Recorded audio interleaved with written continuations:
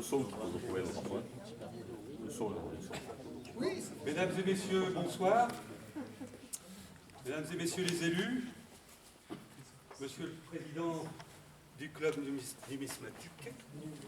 numismatique Sévenol et vos collaborateurs, mesdames et messieurs, nous allons aborder ce soir une des pages les plus passionnantes de notre longue histoire andusienne, entre XIIe et XIIIe siècle. Mais nous allons le faire de façon originale, car à travers un droit que seules les plus grandes maisons féodales pouvaient se permettre au Moyen-Âge, battre monnaie. Et même si le Bernardin d'Anduze ne servait certainement qu'à un usage local, il n'en était pas moins le symbole fort de l'une des maisons les plus puissantes du Languedoc à cette époque. Cette petite pièce d'argent d'environ 16 mm de diamètre, mais je vais m'arrêter là, mesdames et messieurs, car je viens de vous lire mot pour mot le début du texte que j'avais écrit il y a un peu plus de 9 ans, déjà, pour présenter la conférence inédite de Laurent Schmitt sur le Bernardin.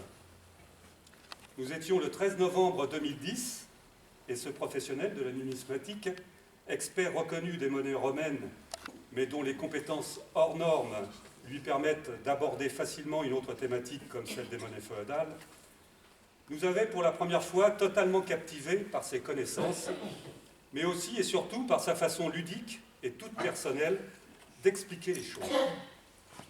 Un véritable don de transmettre où érudition, humour et proximité avec le public, en toute simplicité, ont forgé au cours de ses interventions, année après année, la renommée du numismate, certes, mais plus important encore, celle de l'homme.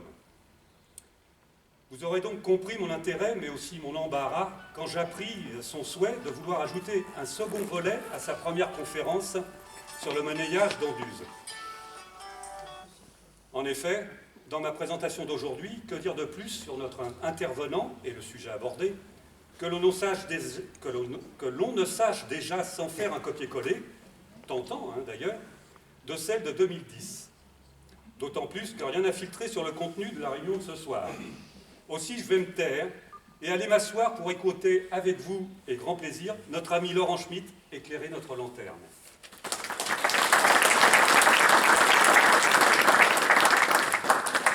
Merci. Je vous en prie, Charles. Bon, bah écoutez, comme il n'y a rien de nouveau, c'est fini. Bonsoir à tous et rendez-vous dans 10 ans. C'est juste pour le plaisir. Voilà, juste le plaisir de venir et puis dire bonjour. Je tiens tous les deux à vous remercier, parce qu'en fait, donc, depuis 10 ans maintenant, donc, toi en tant que bon collaborateur, tu nous aides bien, tu fais la mairie d'Anduze avec M. le maire. Et toi, Laurent, bon, tu es là fidèle tous les ans, à nous apporter des thèmes différents. Et puis aujourd'hui, encore le Bernardin, donc merci. Merci beaucoup. Bon, c'est une demande spéciale, hein. J'aurais peut-être pas refait le Bernardin, mais à l'occasion de la 10e édition, il y a eu une demande pressante et en fin de compte, j'avais pas le choix, quoi. C'était figure imposée ce soir en patinage. Donc j'espère que je vais pas trop patiner, justement. Et avant de commencer, je vais remercier d'abord la mairie d'Anduze, en effet le club dont je fais partie. Là. Parce que s'il y a 10 ans, j'étais l'affreux touriste nordiste venu en terre cathare envahir le territoire et faire une sorte de croisade, aujourd'hui c'est le cas. Je suis pratiquement un natif et un pays, donc c'est complètement différent. Mais c'est toujours avec la même humilité et je vous demanderai votre attention et en même temps d'être indulgent, car si vous allez voir que nous allons découvrir un monnayage fort passionnant, en réalité, je sais que j'en sais moins qu'il y a 10 ans. Ça, c'est quand même embêtant. Mais c'est peut-être aussi l'âge qui fait ça et qui change. Et vous regarderez, il y a toutes les photos, on a pris 10 ans entre les deux. C'est ça le problème aussi. Avant de commencer, je vais vous parler de 2 autres sujets qui n'ont rien à voir avec les Bernardins, donc je vais essayer d'être court, mais qui sont néanmoins importants. Cette année, du 30, 31 mai et 1er juin, auront lieu à Nîmes les journées numismatiques de Nîmes. C'est-à-dire que la Société française de numismatique, la plus vieille, créée en 1836, donc qui est la mère de toutes les associations, si on veut, organise chaque année, depuis 1953, les premières ont lieu à Paris, organise chaque année, depuis donc, cette date, des journées numismatiques en province ou à Paris, comme ça s'est produit des fois. Et cette année, donc, c'est Nîmes qui a été retenu. Vous savez pourquoi? Le musée de la Romanité a ouvert l'année dernière. D'ailleurs, les membres du CNC ont pu avoir la chance, pour ceux qui pouvaient venir, de faire une visite en petit comité au mois d'octobre, l'année dernière, où nous étions une petite quinzaine et nous avons pu visiter ce musée qui est fort beau et qui regroupe toutes les collections antiques du musée de Nîmes ainsi qu'une partie des collections du haut Moyen-Âge, qui là par contre sont moins importantes, mais avec de très belles pièces. Et donc cette année, les journées numismatiques vont avoir lieu à Nîmes. Alors vous allez me dire, bon bah d'accord, c'est Nîmes, c'est pas en Luz, mais donc c'est la société numismatique qui vient en province. Elle l'organise avec la ville de Nîmes, donc il y aura la présence normalement des édités nîmoises, du maire chargé de la culture, du directeur, de la directrice du musée, du nouveau directeur du musée, directeur de la métropole qui vient d'être nommé, ainsi que d'un nombre de numismates très important. Mais le plus important pour nous, ici ce soir, c'est que l'association numismatique de Nîmes, donc Pascal Schlegel, je ne sais pas si Pascal est là, voilà, il est là, donc est associé à cet événement et qu'il s'est associé lui-même pour, disons, augmenter le nombre des forces en présence. Le club numismatique Cévenol, donc, nous serons présents à double, voire à triple titre, puisque je fais partie des trois, à Nîmes pour ces journées. Et au cas où, je vais vous faire passer, il y a des bulletins d'inscription, donc c'est libre, il n'y a pas besoin de faire partie de la Société française de numismatique pour y assister. Ça va se passer en 2 jours et demi. Le vendredi après-midi, il y a une séance de communication. Alors, Nîmes, bien sûr, l'Antiquité va être surreprésentée. Il y aura 10 communications sur les 3 jours, 5 porteront sur l'Antiquité, mais il y aura aussi des communications sur les monnaies médiévales, sur les monnaies, en particulier les monnaies d'or de Nîmes sous les Rohan, donc, qui sera faite par M. Vac, et on aura même une communication sur les plombs de Nîmes. Donc, des sujets très variés, très éclectique, et c'est libre d'inscription, c'est-à-dire que vous n'avez pas besoin de faire partie de la Société française de numismatique. Et d'autre part, seront accompagnant cet ensemble, il y aura une visite du musée de la Romanité qui aura lieu le samedi matin. Il y aura un repas en commun pris le midi au restaurant du 2, qui est le restaurant panoramique et étoilé qui se trouve au dernier étage du musée, et un repas de fin de clôture de ces ensembles de journées qui aura lieu le samedi soir. En revanche, il faut vous inscrire rapidement, donc soit d'un côté aller vers le club de Nîmes ou le club Cévenol, et sinon j'ai amené, vous avez, alors je demanderai par contre c'est de récupérer le programme, j'en ai qu'un, des feuilles vous pouvez vous servir, mais je n'ai qu'un programme. Vous verrez, voilà, et tout est sur le site internet de la Société française, et donc vous découvrirez le programme, mais je vous l'ai amené en avant-première. Voilà. Comme ça, vous pouvez le voir. Et vous êtes bien sûr tous les bienvenus. Donc c'est important, chaque année c'est différent, et les journées n'avaient jamais eu lieu à Nîmes, donc c'est une occasion de marquer, ce qui prouve bien aussi l'intérêt que présente à la fois Nîmes et le Gard. La deuxième chose, c'est un autre événement. Alors là, c'est plus numismatique. Tout le monde est au courant. Voilà, mais je pense que tout le monde est au courant. Ça, c'est moi il y a 10 ans, ça, c'est moi aujourd'hui. Le franc-poche, oui, voilà, ah, oui, il suffit de regarder les photos au mur. Non, c'est un travail énorme qui vient d'être fait par toute une équipe, dont une association fédérée, qui fait partie de la Fédération française des associations numismatiques, dont vous avez le sigle ici. Après, je reviendrai un petit peu plus sur le détail. Le Franc, c'est un ouvrage qui est né il y a presque un quart de siècle. Je suis le dernier survivant de la première équipe, ils sont tous morts, ça arrive.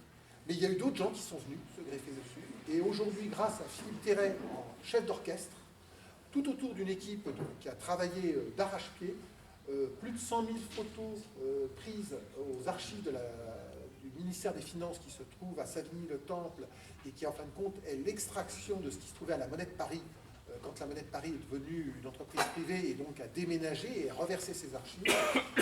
L'exploitation d'archives qui ont permis de complètement modifier la vision qu'on pouvait avoir, ce qui prouve que même sur un sujet aussi récent que le franc, 2 siècles, 1795-2001, eh bien, on peut encore trouver des tas de choses, et en fin de compte, ce n'est qu'une première étape. Alors, le bébé se porte bien, les parents, que des hommes, mais c'est très à la mode en ce moment, est arrivé à terme, même avec un petit peu de retard. Il pèse 2 kg 240, 1152 pages, 10 ans de travail, et plein d'informations. Il y a certainement aussi quelques bêtises, malheureusement c'est inhérent à tout ouvrage, mais en attendant, c'est certainement ce qu'il y a de plus révolutionnaire pour une période qui commence justement à la Révolution, sur le franc depuis très longtemps. Et ça vient compléter, en fin de compte, le tout petit. Tout le monde disait, mais à quoi ça sert? Bah, ça, c'est pour mettre dans la poche quand on est en salon et qu'on cherche une monnaie. Ça sera pour travailler chez soi pour les longues soirées d'hiver, s'il y a des longues soirées d'hiver. Donc, je vous le fais passer. Je fouillerai tout le monde à la fin si je ne le récupère pas. Je préviens. Merci. Et sinon, bah, nous allons passer... non, pas le président. Une dernière petite chose. La conférence est filmée, ce pourquoi je vous demanderai d'éteindre vos portables. Et vous pourrez revoir ce film-là sur notre site internet dans les 2 semaines qui viennent. Voilà. Donc, s'il vous plaît, éteignez vos portables. Autrement, je les confisque. Je vous fais passer ça. On t'aura pas le mien, ça y est, il est coupé. Allez, bonne conférence. Et en premier, on va commencer par un sondage. C'est très à la mode en ce moment, on est à 15 jours d'une élection. Moi, ça va être mon élection à moi ce soir. Qui était là à la conférence de... Bon, Philippe, il est exempté. Qui était là à la conférence du mois de novembre 2010? Ah oui, donc je ne vais pas pouvoir raconter de bêtises. Alors, c'est bête. Je t'ai dit, oh, il y aura presque personne, ou ils auront oublié. Donc, il va falloir que je fasse très attention à ce que je vais dire. Je pourrais vous dire, ce soir, en fin de compte, rien n'a changé sur le monnayage d'Anduze, on n'en sait pas beaucoup plus. En réalité, c'est complètement différent. Et comme je vous ai dit en débutant, j'en sais peut-être moins qu'il y a 10 ans. Parce qu'il y a 10 ans, quand je suis arrivé, bon, un petit peu mal à l'aise, parce que c'était la première fois, vous étiez très nombreux, puis je tombais dans une assemblée où j'avais des andusiens et des spécialistes, alors que moi, je ne suis ni l'un ni l'autre. Comme l'a très bien dit Philippe, c'est les monnaies romaines, les monnaies antiques en général. Surtout pas du monnayage médiéval. Et c'était en quelque sorte une demande, à l'époque un peu imposée et forcée, pour essayer de découvrir ce monnayage. Aujourd'hui et ce soir, je n'aurais pas pu réaliser cette deuxième... Alors, je ne vous dis pas qu'il y en aura une dans 10 ans, hein, on verra, hein. On sera peut-être pas forcément tous là, mais en attendant, cette soirée n'aurait pas été possible sans que j'aie l'aide, j'avais déjà eu à l'époque, mais très sommaire, de Marc Bonpère. Marc Bonpère est quelqu'un que certains d'entre vous ont déjà entendu ou connaissent au moins de réputation, qui est un membre du CNRS. Il travaille au centre Ernest Bablon à Orléans. Il est professeur à l'école pratique des études à la 4e section. Et c'est un spécialiste des monnaies médiévales. Il a écrit avec Françoise Dumois l'ouvrage de référence qui est paru chez Brépol sur l'outil du médiéviste, donc numismatique, donc qui est vraiment le bouquin, et qui a fait sa thèse sur la région. Donc il est originaire, sa famille est originaire de la région de Montpellier, donc il a vraiment travaillé. Et là, ça faisait 3 ans que je le tannais, parce que depuis que j'ai fait la première conférence, je me suis réinscrit à ces cours que j'avais suivis il y a fort longtemps. Et donc, ça faisait 3 ans que je lui réclamais qu'il refasse un cours sur les monnayages de cette région.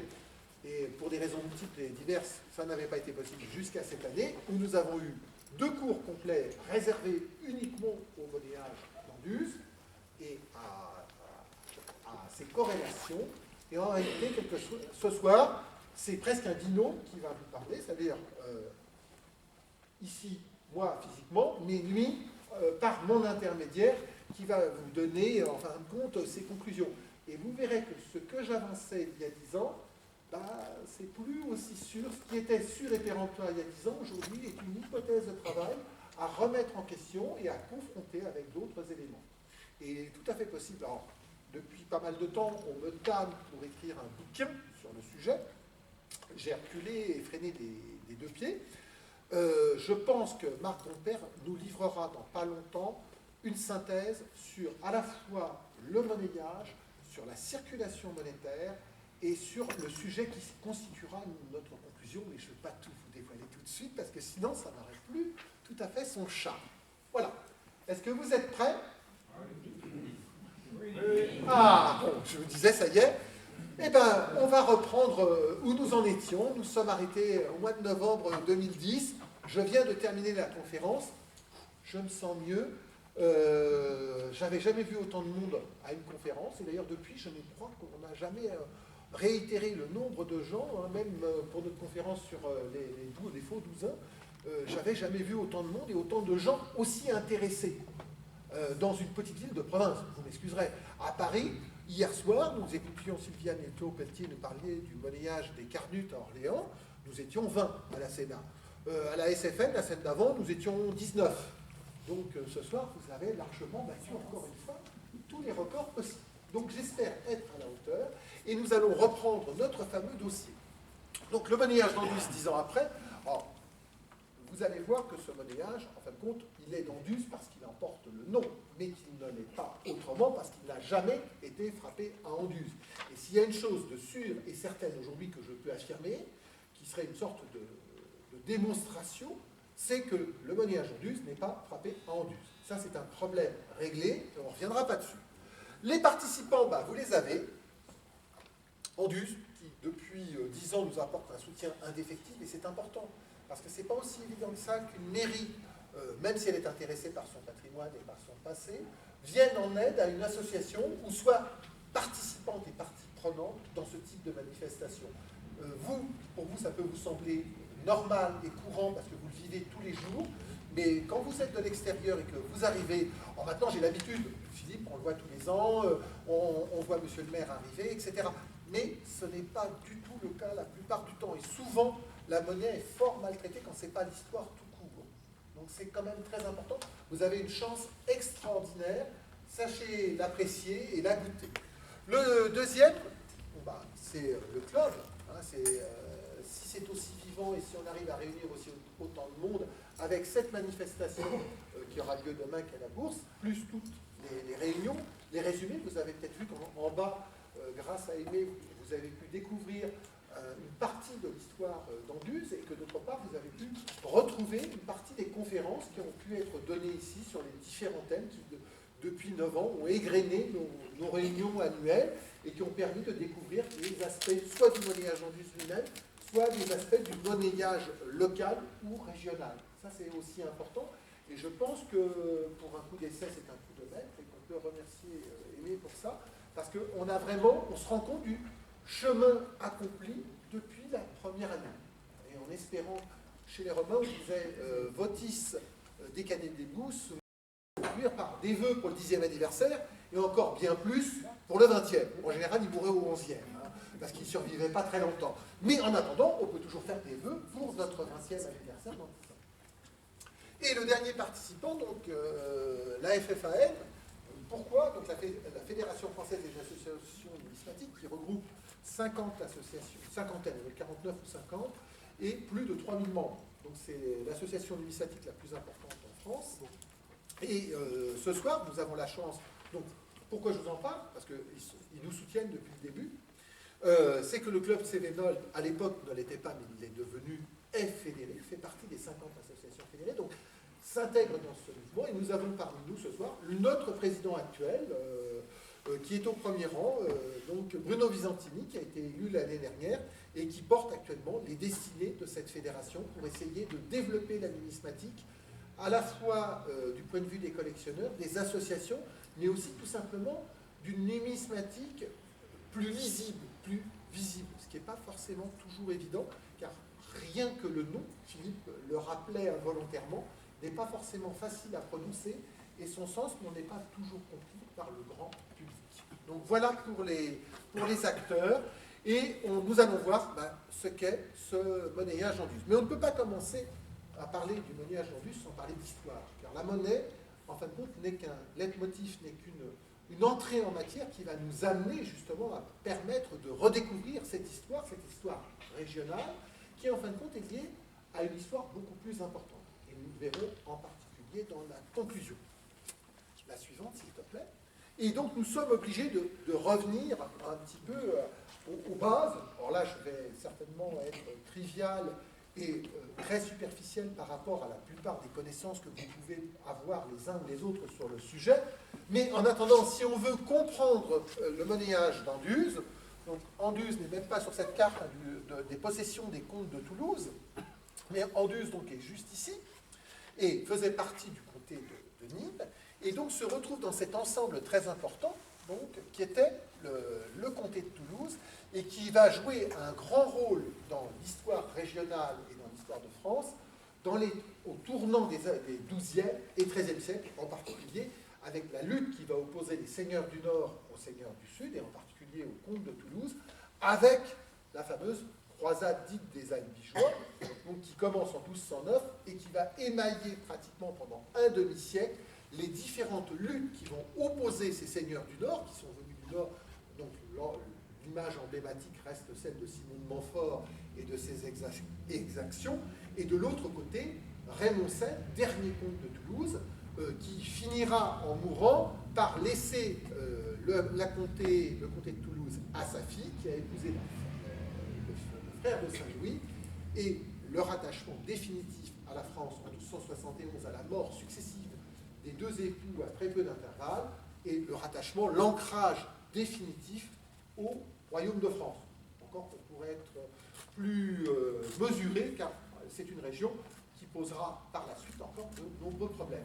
Mais nous nous retrouvons donc dans ce contexte, et Anduze, ce monnayage qui peut paraître anodin, en fin de compte, revêt une importance capitale et vraiment fondamentale, car la famille d'Anduze est une famille très importante liée à beaucoup d'autres familles, et en particulier au XIIIe siècle, liée à la famille des comtes de Toulouse, puisque l'un des derniers représentants de la famille d'Anduze, donc des Bernard, n'était ni plus ni moins que le cousin de Raymond VII. Ça, c'est attesté. Et c'est important parce que ça va jouer, en fin de compte, dans le déroulement et dans l'histoire du monnayage. La suivante. C'était la carte que je vous avais présentée, qui est tirée pour tout bon étudiant qui a commencé ses études avant les années 80 connaît bien, la place de Vidal-Lablache, l'édition de 1904. Et c'était pour vous montrer, et là, cette fois-ci, nous retrouvons, je retrouve Anduze, voilà, qui est juste là, ici, donc, et qui montre bien donc, ces fameuses possessions. Et en réalité, le monnayage d'Anduze va être circonscrit dans une période extrêmement courte, alors qu'on pensait au 19e, dès le XVIIIe siècle, au 19e, que le monnayage avait été frappé sur une très longue période. Ce monnayage a été frappé sur une période beaucoup plus courte. Et nous allons découvrir et voir pourquoi et comment. Et ne pas oublier, et ça c'était la chose que j'avais occultée, j'étais comme la plupart des gens, pour moi la frontière naturelle infranchissable était ici, c'est-à-dire le Rhône, qui marquait d'un côté la frontière naturelle entre Est et Ouest, et j'avais oublié une seule chose, que le marquisat de Provence, qui était détenu aussi par ces comtes de Toulouse depuis plus d'un siècle, était placé de l'autre côté du Rhône et fabriquait lui aussi des monnaies qu'on appelle des Raymondins. Vous savez que le comte de Toulouse, donc le comté de Toulouse a eu une histoire extrêmement mouvementée, puisqu'à un moment, les ducs d'Aquitaine ont pris possession de Toulouse, mais de l'autre côté, et ça se terminera carrément au XIVe siècle, les comtes se sont installés dans le marquisat et ont même acquis des droits sur Avignon, puisque Avignon finira par être vendu. Et ce marquisat était très important, et son monnayage, que nous verrons tout à l'heure au travers de quelques expressions monétaires, était copié sur le monnayage des croisades des comtes de Tripoli, donc lié aux croisades, et en particulier à la... Pardon, excusez-moi. À la 6e croisade. D'accord? Donc voilà. Donc ce marquisat de Provence, qui est situé de l'autre côté du Rhône, faisait néanmoins partie des possessions intégrantes et intégrées des comtes de Toulouse, et posera un problème justement au niveau des monnayages. Et là, sa particularité dans les textes, c'est qu'on l'appelle aussi des Raymondins. Et vous allez voir pourquoi tout de suite je vous évoque ce marquisat de Provence. Ensuite, je ne vais pas rentrer dans la chronologie ni dans l'histoire des comtes, parce que c'est extrêmement compliqué pour Anduze. On a plusieurs familles, plusieurs théories. J'ai essayé de les reprendre parce qu'on m'avait demandé, on m'avait dit, ça serait bien quand même que tu abordes un tout petit peu l'histoire, ce que je n'avais pas fait du tout il y a 10 ans. Je m'y suis replongé et j'arrive toujours au même constat, où je suis vraiment bouché, où j'y comprends rien, ou sinon c'est que l'histoire est vraiment très compliquée. Et je pense que personne n'a vraiment la vérité sur cette histoire.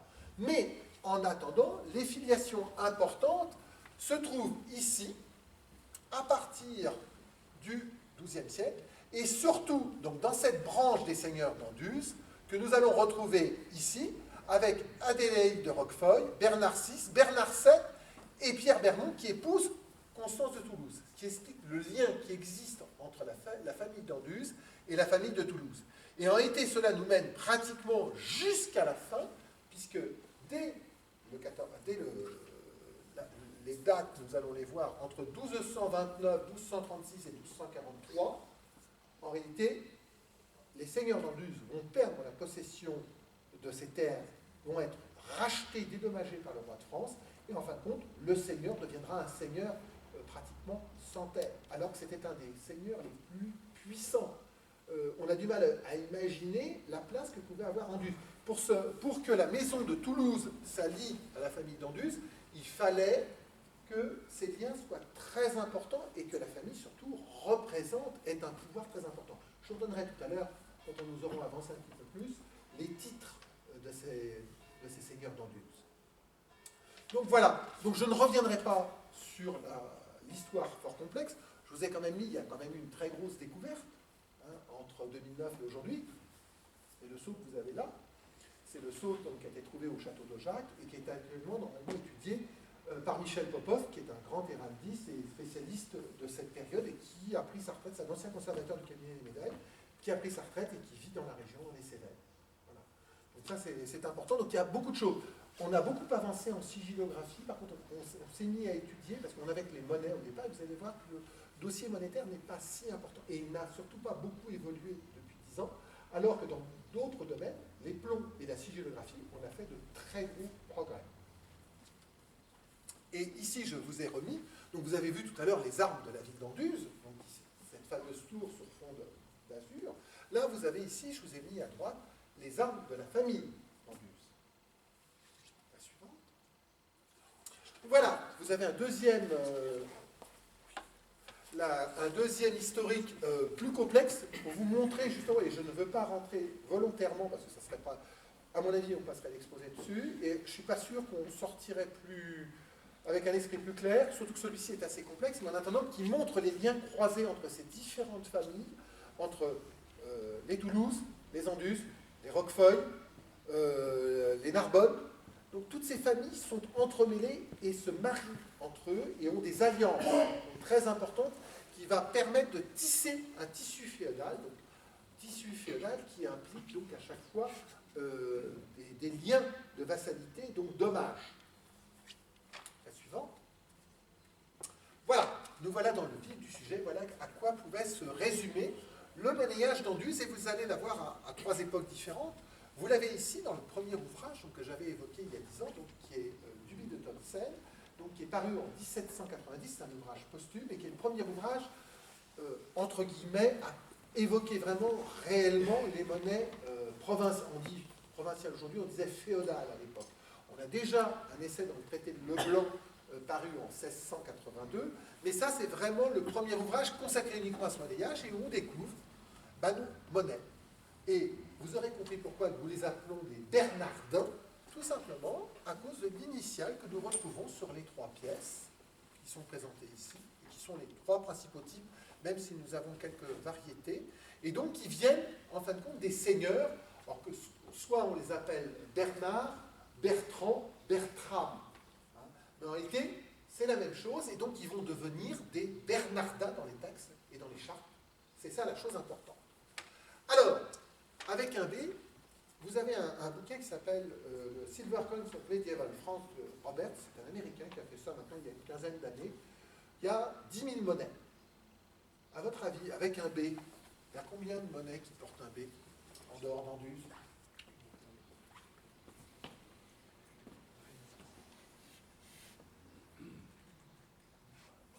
Oh là là, j'ai perdu tout le monde, déjà.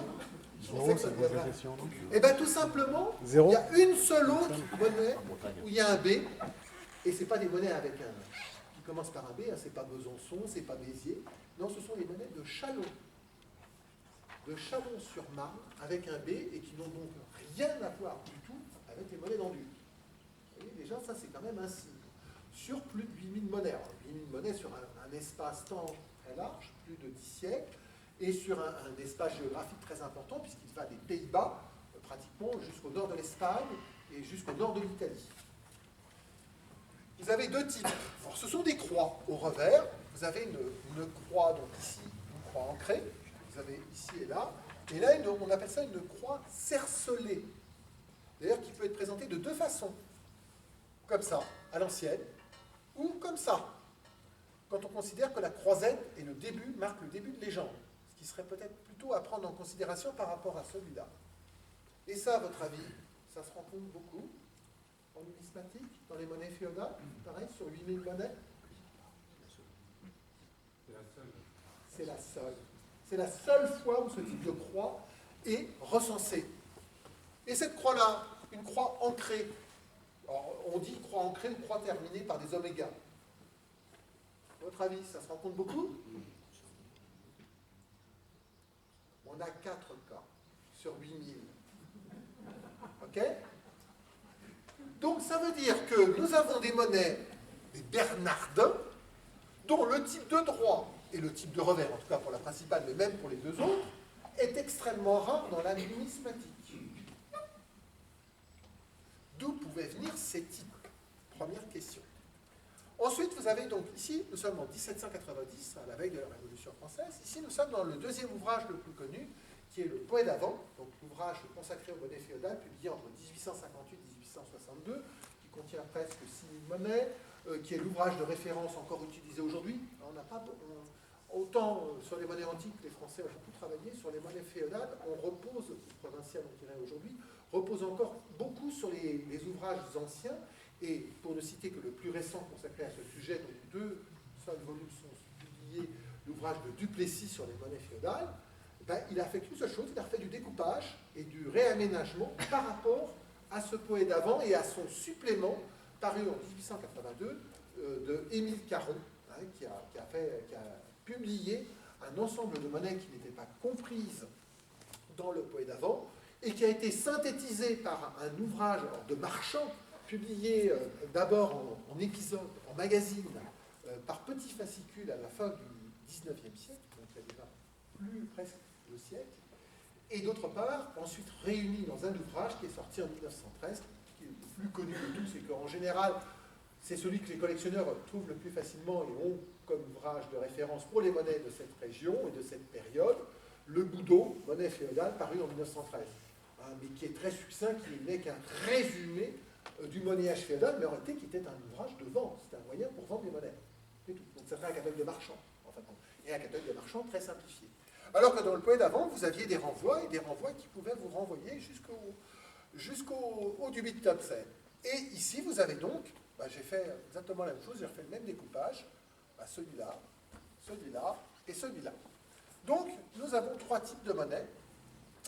Le premier, donc, avec ce B, avec une croisette initiale, un début de légende D en douziat, et au revers, une autre croisette qui, elle, est pointée en cœur, cette fameuse croix cercelée, et coupant la légende, donc, D salvé.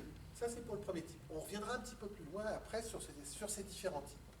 Et ensuite, un deuxième type, avec un B, donc, qui cette fois-ci est compris entre 4 globules, et donc, où vous avez une légende qui commence aussi par une croisette qui est légèrement décalée, en douzienne 6 au droit, et au revers avec cette croisette et donc cette croix ancrée, salvienne 6. D'accord? Donc 2 légendes complètement différentes en fonction. Alors ici c'est la même légende, hein, bien sûr, parce qu'ici vous avez un. Alors donc ça et ça, ce sont des deniers, et ça c'est une obole. Donc la première chose, c'est de savoir quand est-ce qu'apparaît ce monnayage. Alors pour Dubit Thompson et pour Poet d'Avant, c'est un monnayage à spectre large qui a duré plus d'1 siècle. Alors, certains auteurs ont même dit carrément que c'était le même personnage, Bernard l'Ancien, qui aurait monnayé les 2 types. Donc pourquoi 2 types et pourquoi sous un seul personnage? Sinon, pour les autres auteurs, circulation sur plus d'1 siècle et monnayage important, beaucoup plus rare, on le verra après, on reviendra dessus, pour le bol. Voilà les éléments que nous avons bruts. Là, c'est ce qu'on appelle les éléments typologiques, donc qui vont permettre de déterminer une étude. Alors, nos différents auteurs, dès Dubit Thompson, mais aussi repris par Poët d'Avent, et surtout par Caron, signale que nous avons, sur certains exemplaires, une sorte de petite olive, un petit grain, donc qu'on pourrait imaginer être tout simplement un défaut de flanc, ou un défaut de métal, un défaut de coin monétaire, mais qui en fin de compte se retrouve assez spécifiquement sur pas mal d'exemplaires, donc qui est volontaire et qui pourrait différencier une émission. C'est-à-dire que nous avons des monnaies avec et sans globule, donc il y en a plusieurs qui sont répertoriées au musée de Montpellier, c'est là où il y a la collection la plus riche, et c'est là qu'avait étudié Marc Bonpère le monnayage. Un fait exprès, dans tous les exemplaires que j'ai pointés moi, sur ceux que j'ai pu avoir en main ou en possession, elles ont toutes cette petite olive, donc une émission beaucoup plus courante que celle sans olive. Alors que si vous regardez bien, ici, olive, olive, et par contre en bas chez Poët d'Avent, pas d'olive, pas d'olive. Mais nous sommes sur les dessins. Mais en général, les dessins sont relativement fidèles et reproduisent souvent les défauts ou les variétés qui intervenaient sur les monnaies. Donc voilà pour le dossier typologique. Alors, on va passer à la suivante.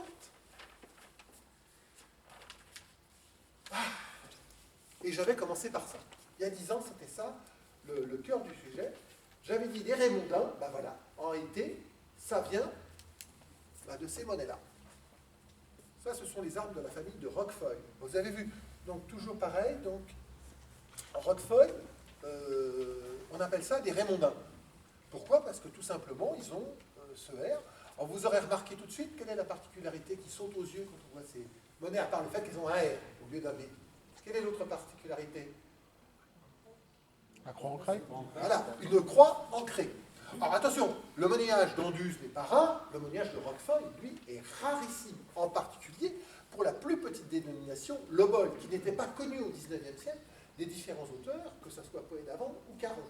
Elle présente donc la particularité d'avoir cette lettre R entre deux globules, avec Rocafeliens, ou Rocafeliens, et donc cette fameuse croix ancrée, hein, donc, et vous avez une légende prima lex.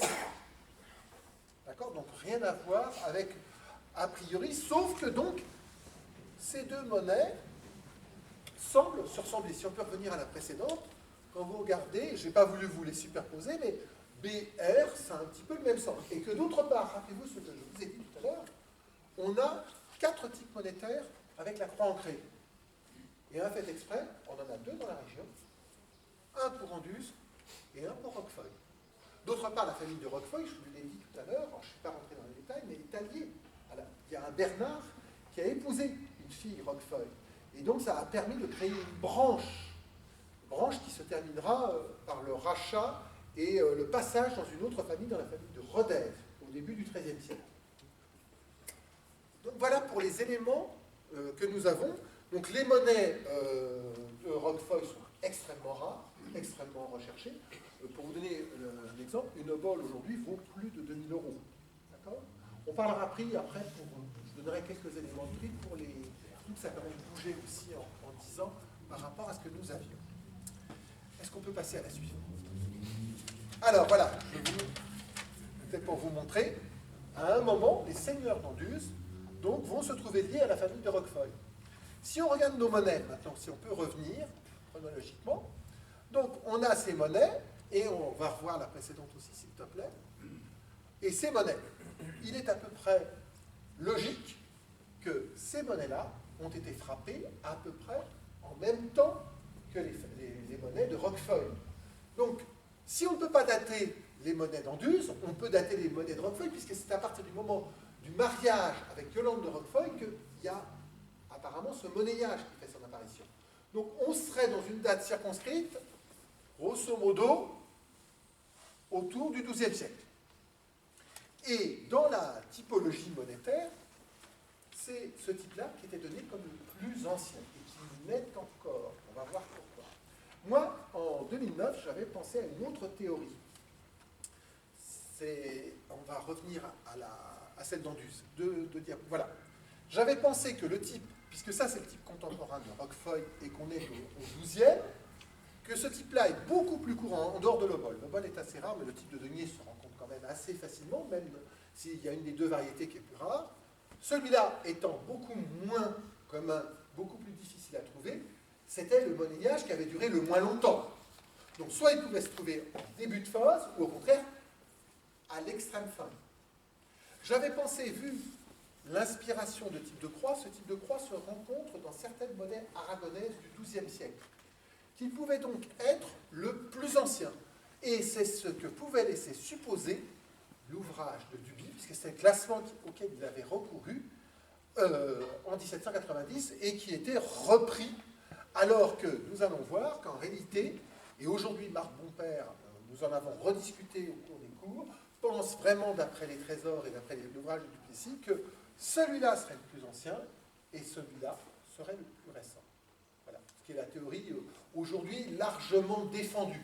Moi, j'avais mis une autre théorie, mais on va voir quels sont les éléments qui peuvent nous amener à l'une ou l'autre conclusion. Alors, petite pause, est-ce que tout le monde suit? Est-ce qu'il y en a qui sont perdus? Est-ce qu'il y en a que j'ai déjà... Bon, je regarde, personne ne dort encore, donc ça va. C'est bon. Est-ce que tout ce que je vous raconte est clair? Bon, alors ça va, on peut continuer? Bon, voilà, c'est bon. Alors, on va avancer. Vas-y, si tu peux. Encore à la base suivante. Voilà, et là, nous allons rentrer dans le vif du sujet. Nous allons étudier donc maintenant les types, et nous allons voir les poids, nous allons voir tous les renseignements que chacune de ces deux monnaies peuvent nous livrer. Alors, d'abord pour Anduze. Donc, les légendes, nous les avons vues dès Andusia, pour ce type-là, donc vous l'avez. Là, je vous ai mis 4 exemplaires. Alors, suivant qu'on incline la croix en fonction de l'ordonnancement de la croix cercelée ou en fonction de la croisette initiale, vous avez une disposition, mais en réalité, c'est les mêmes pièces. C'est la même représentation. Simplement, c'est deux interprétations différentes, et je pense, on a le problème dans les monnaies carolingiennes où on lit la monnaie d'après le monogramme. Et le monogramme, la croisette initiale est à 3 heures, c'est-à-dire dans un sens, ou à 9 heures dans l'autre sens. Mais néanmoins, la croix a beaucoup plus de sens quand elle est disposée comme ça. Et là, je vous ai fait un agrandissement sur 2 exemplaires. Donc, il n'y a pas de point central dans la croisette initiale, alors que vous avez bien un point central dans la croisette de revers, en général. Et donc, des salvés. Donc, les légendes se traduisent d'un côté par d'Anduze, et de l'autre côté, de Sauve. Vous n'avez pas parlé de Sauve? Qui a parlé de Sauve? C'est où, Sauve? C'est pas loin, c'est à côté. On a donc une monnaie commune, où d'un côté nous avons le nom d'Anduze, et de l'autre côté le nom de Sauve. Alors là, il faut quand même vous donner quelques explications, et je vais vous rappeler 2-3 petits souvenirs que je vous avais donnés à l'époque. C'est que donc nos braves seigneurs d'Anduze, c'est pas n'importe qui. Ce sont en général, quand vous êtes très puissant, vous mettez un seul titre. Parce que vous n'avez pas besoin de dire vous êtes comte, vous êtes duc, vous êtes roi, et c'est tout. Les seigneurs d'Anduze, eux, vont se donner une très grande filiation, et en particulier la possession de toutes leurs terres. Et là, ça devient intéressant. Par exemple, Pierre Bermond VI donc, portait les titres suivants au XIIIe siècle. Prince et satrape de Sauve, marquis d'Anduze, baron des Héraliers, seigneur de Lec, Saint-Bonnet, Montpezat, Madière, Pouzin et l'Argentière, co-seigneur d'Alès et Sommières, et de Sommières. Alors, est-ce qu'il y a des noms qui vous, ça doit vous parler, ça doit vous évoquer tout de suite, vous êtes en train de resituer chacune de ces cités dans le paysage. Est-ce qu'il y a quelque chose quand même qui vous interpelle dans ces titres que je viens de vous donner, à part que je vous ai parlé de Sauve et d'Anduze? Pardon? Satrape, oui déjà. C'est un titre qu'on ne rencontre jamais. Ça vient d'où? Ça vient tout simplement de Perse, du temps où l'empire perse était divisé en 20 satrapies, et ceci depuis l'époque de Cyrus le Grand. Qu'est-ce que vient faire un satrape? Et où ont-ils été pêchés ce titre? Nous sommes vraisemblablement au XIIe siècle, après la troisième croisade. Ne faut-il pas oublier que la plupart de ces seigneurs du Sud ont accompagné le roi Louis VII de France à cette fameuse troisième croisade, qui est connue pour beaucoup d'autres raisons. Il suffit d'évoquer les frasques de la reine de France avec son oncle de Poitiers. Mais ce n'est pas le sujet qui nous intéressera ce soir. le terme de satrape a certainement été ramené, on en avait parlé, on l'avait évoqué à l'époque, et là j'en suis de plus en plus persuadé. Mais ce n'est pas celui-là qui m'interpelle le plus. Qu'est-ce qu'il y a d'autre qui choque, qui vous interpelle? Je vous répète, satrape de prince et satrape de Sauve, donc ça c'est réglé, marquis d'Anduze, baron d'Hierlé, seigneur de Lec, de Saint-Bonnet, de Montpezat, de Madière, de Pouzin, de l'Argentière, co-seigneur d'Alès et de Sommières. Vous avez en plus un ordre chronologique du titre le plus élevé jusqu'au titre le plus simple. Co-seigneur, c'est-à-dire qu'il partage, soit avec un prélat, soit avec un autre seigneur, la copropriété, en fin de compte, la co-gérance, la co-gestion de ces régions. Bon, ça ne suit pas beaucoup, là, je sens que je vais commencer à sortir des cartons rouges. Hein. Hierlé, l'Argentière. Oui, mais ça évoque quoi? C'est hier.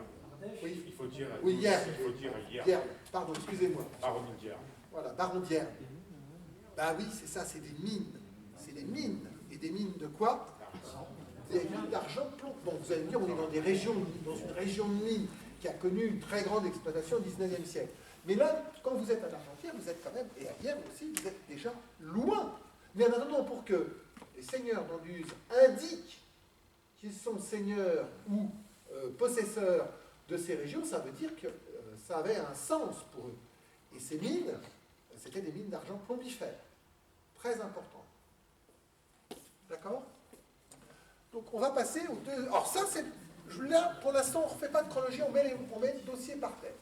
Là, donc c'est bon, celle-là on l'a vu. Donc là, voilà, je vous ai fait un agrandissement donc, du B, du droit, du second type. Hein. Pour l'instant, on va dire premier, second type. On ne va pas faire de datation. Et un agrandissement de la croix. Alors là, cette fois-ci avec une olive qui est plutôt un gros globule, là, bien visible. Et je vous ai mis plusieurs modèles. Donc la pièce la plus rare étant celle-ci, qui est l'obole. Hein. Grosso modo, quand on a un 10 deniers, on a une obole. Et les oboles sont quand même vraiment beaucoup plus rares. Se rencontrent moins souvent et sont beaucoup plus chers, hein, bien sûr, et ne sont pas forcément toujours bien frappés. Donc, on a cette fameuse légende, donc une croisette, Anduziensis, avec le B, et au revers, Salviensis, donc avec cette fameuse croix ancrée. Alors, maintenant, on a un problème numismatique. On a deux types. On peut évacuer donc, une fabrication très large de le XIXe siècle. Vraisemblablement, si les seigneurs ont pris la volonté de frapper deux types différents, avec deux types de légendes, surtout différents, avec deux types de représentations, même droit, mais il n'est quand même pas pareil, puisque dans un cas, vous avez le B accosté de quatre globules, dans l'autre, rien, mais c'est surtout les revers qui sont parlants. Les revers avec cette croix cercelée, et de l'autre côté, cette croix ancrée. Ils sont d'autre part rares dans le monnayage féodal. Vraisemblablement, on a bien affaire à deux types vraiment différents et qui n'ont peu de chances d'avoir été frappés par la même personne. Mais par contre, à quel moment et dans quel ordre? L'ordre que je vous avais donné en 2009, donc pour moi ça c'était le premier type, c'est-à-dire le type le plus ancien, frappé vraisemblablement à la fin du XIIe ou au début du XIIIe, et le type, si on peut revenir sur la diapo précédente s'il te plaît Stéphane, ce type-là était donc normalement le premier type, aurait été frappé avant et peut-être par Bernard l'Ancien. Donc ça nous ferait une circulation monétaire qui serait circonscrite grosso modo entre 1150 et 1160. Je vous rappelle que le retour de la troisième croisade, c'est 1149. Et la fin du monnayage, ben là, on a une date sûre et certaine, c'est 1243. C'est-à-dire au moment où, et nous allons voir pourquoi, le seigneur d'Anduze voit ses terres confisquées et rachetées ou dédommagées en fonction, et en particulier, avec une rente de 600 livres qui va lui être allouée pour solde de tout compte. Et à ce moment-là, il perd possession. Et on a un acte donc daté qui parle de ce sujet pour la ville de Sommières. Parce que maintenant, il y a aussi l'autre problème. Nous avons vu donc qu'on parlait d'Anduze, qu'on parlait de Sauve, mais où sont frappées ces monnaies?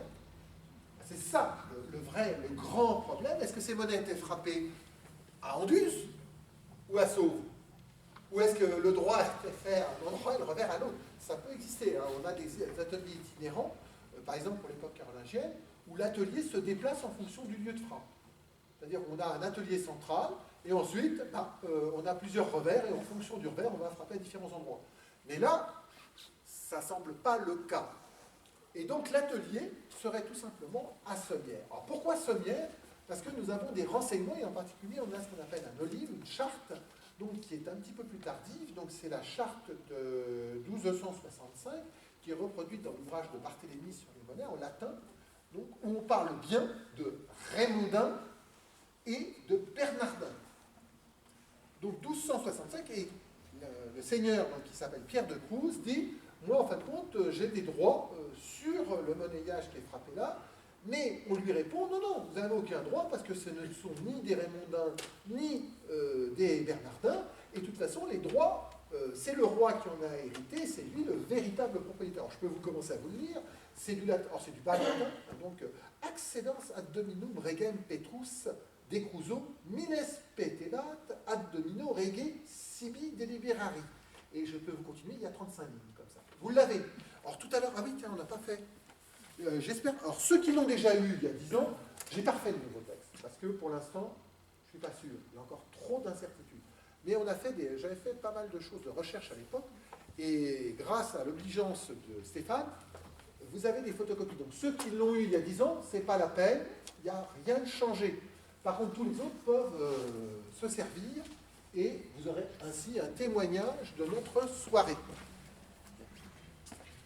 Et donc, cette charte semble indiquer que c'est Raymondin et Bernardin. C'est bien dit, alors là, Raymondinum et Bernardorum. Donc c'est bien cité dans le texte. Donc sont fabriqués à Sommières et ne dépendent, et en réalité, ce qui est avant, ça ne compte plus, ça n'existe plus. Et là, c'est l'atelier royal. Atelier royal, je vous rappelle que Sommières est l'un des 13 ateliers importants pour le XIIIe siècle. Nous n'avons pas de marque, nous n'avons pas de moyen de distinguer les monnaies. Après, nous aurons un système par point secret, puis ensuite, à partir de 1540, par lettre d'atelier. Mais pour l'époque, il n'y a rien du tout. On sait que l'atelier de Sommières fonctionnait et a frappé. On pense des deniers tournois, peut-être même des gros tournois après la réforme de 1266 qui crée le gros. Le gros, c'est une pièce qui vaut 12 deniers. Et c'est un atelier qui va fonctionner pendant plus d'un siècle. C'est un atelier très important. Pourquoi? Pourquoi Sommières est-il... la plupart du temps, quand je parle de l'atelier de Sommières, les gens me regardent avec des yeux ronds et me disent « Mais qu'est-ce que c'est que cet atelier et pourquoi cet endroit-là » Encore la même raison que tout à l'heure. On est dans une région de mines. Les mines ne sont pas très loin et en fin de compte, il y a certainement eu un apport d'argent très important. Alors l'argent pouvant venir d'assez loin et amenant à Sommières, ce qui justifierait Sommières. Autre exemple.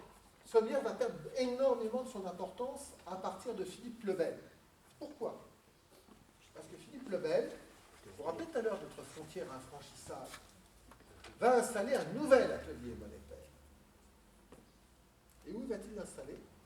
Il va l'installer d'un côté du Rhône, mais pas de n'importe quel côté du Rhône. Du côté Massif central. C'est Villeneuve-Saint-André, les Avignons. Et pourquoi? Pour surveiller Avignon qui était en face, et surtout l'ancien marquisat de Provence. C'est la fameuse possession que je vous ai montrée tout à l'heure. Et Sommières, à partir de ce moment-là, va disparaître. Et on pense que la fabrication de monnaie à Sommières s'arrête au début du XIVe siècle. Et donc ça pourrait être l'une des explications. Mais en attendant, nous n'avons toujours pas résolu notre problème. Quel est le type? Quel est le premier type? Quel est le deuxième type? Donc, théorie d'il y a 10 ans, le premier type, c'est le type que je vous ai montré avec la pancrée, et ça c'est le dernier type. Pourquoi j'avais fait ce choix à la fois typologique et chronologique? Parce que ces monnaies-là sont beaucoup plus rares. Si elles sont beaucoup plus rares, c'est qu'elles ont été frappées en dernier et qu'elles ont été refondues plus massivement que les autres, que l'on voit plus souvent. Et aussi parce que nous avons les monnaies de Roquefeuille, ces fameuses monnaies OR, et qui présentent elles aussi la croix ancrée. L'autre théorie, c'est l'inverse. C'est qu'une partie du stock, donc ceci serait bien le premier type, et une partie de ce stock monétaire aurait été démonétisée, refondue, pour frapper en plus grosse quantité le deuxième type, ce qui arrive extrêmement souvent. Il ne faut pas croire que toutes les monnaies circulaient en même temps.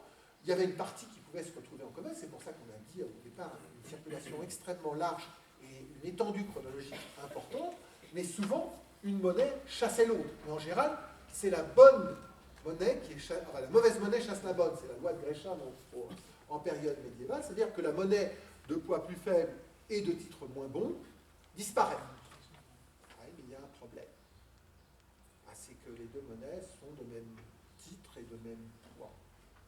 Ça veut dire que ce n'est pas le poids ou le titre qui ont fait disparaître cette monnaie-là. On ne peut pas donner comme preuve de la disparition de l'une par rapport à l'autre cet argument-là. Puisqu'on a des poids qui sont compris entre 0,60 g et 1 g pour le premier type, et 0,72 à 0,94 g pour le deuxième type. Et le titre, il y a peu d'analyses. C'est un monnayage, on commence tout juste les analyses. Aujourd'hui, le plus grand centre d'analyse, c'est un cyclotron 3 qui se trouve à Orléans, donc c'est ce qu'on appelle le centre Ernest Bablon, qui fait énormément d'analyses, mais ils se sont plutôt penchés sur les monnaies d'abord antiques, gauloises, puis ensuite romaines, et maintenant on fait beaucoup de monnaies médiévales. Mais on n'a qu'une analyse dans la thèse de Marc Bompère, donc, qui date quand même maintenant de plus de 20 ans, et elle était de 292 millièmes. Alors, attention, 292 millièmes d'argent, il ne faut pas imaginer que ces monnaies, c'est de l'argent pur. Ce sont des monnaies en bon argent par rapport à des monnaies noires, c'est-à-dire qui contiennent très peu d'argent, mais en attendant, le titre est relativement faible. On n'est même pas en argent, on est en billon. Pour parler d'argent, il faut être au-dessus de 500 millièmes. L'argent, le roi, qui était le meilleur titre, mais plus tardif, après la réforme de Saint-Louis, est à 23 deniers et représente 0,958 millièmes.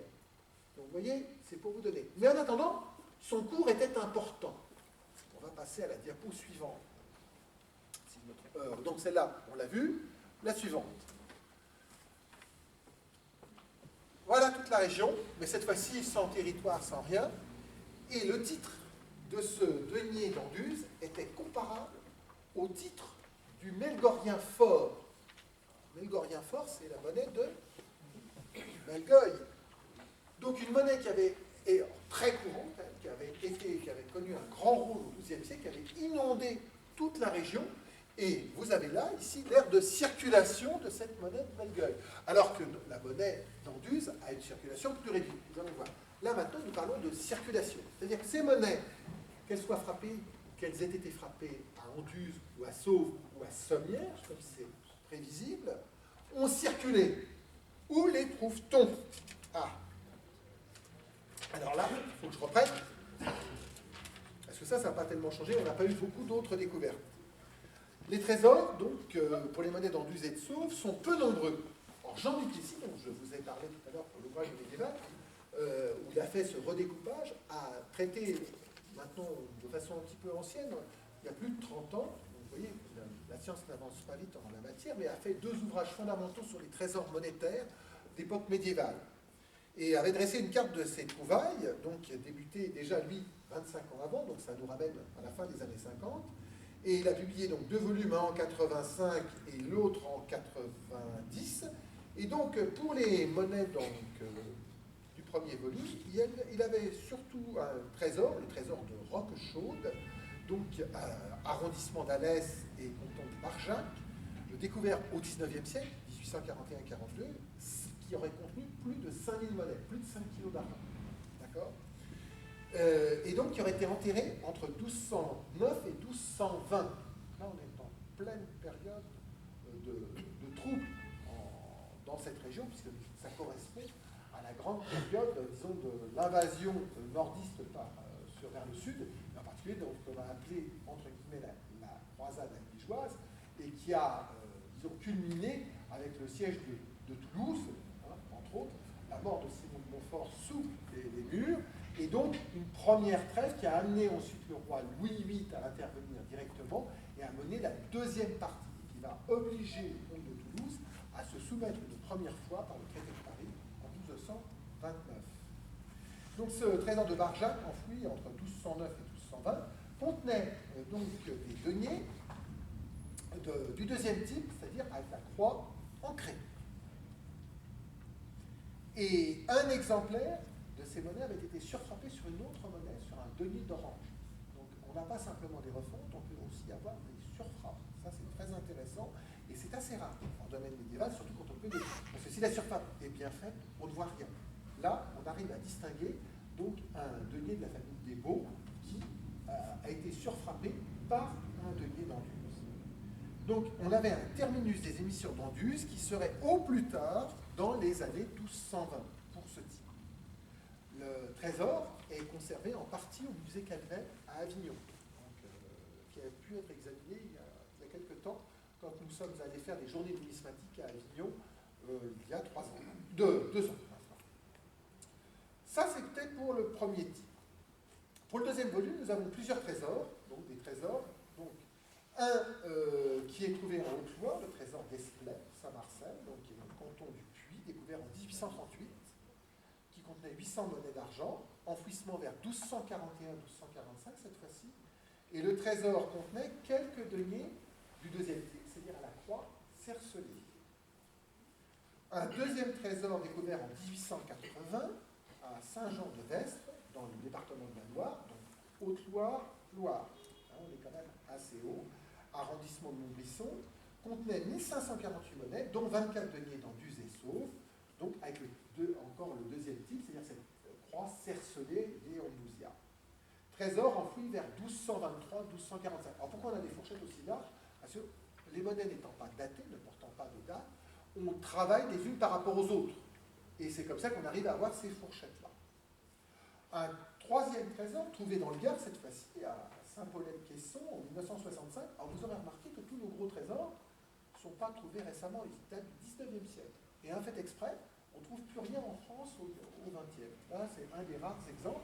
Ce n'est pas le seul cas, on a aussi le cas pour les monnaies romaines, parfois pour les monnaies celtiques, c'est moins vrai. Donc ça veut dire que la France est devenue pauvre entre le 19e et aujourd'hui. J'ai pas de réponse là, j'ai pas d'écho. Ah, j'ai quelques sourires. Donc des sourires compris. Non, vous savez très bien ce qui se passe, c'est qu'au 19e siècle, on a eu de très gros travaux de réfection, de routes, de tout ce que l'on voulait, de percement de voies, de chemin de fer, carrément des fois de routes. Vous avez bien au 20e aussi. On a fait des travaux pour le TGV, on a fait des autoroutes, on n'a pas forcément trouvé. Mais c'est qu'aujourd'hui, les monnaies ne sont plus déclarées.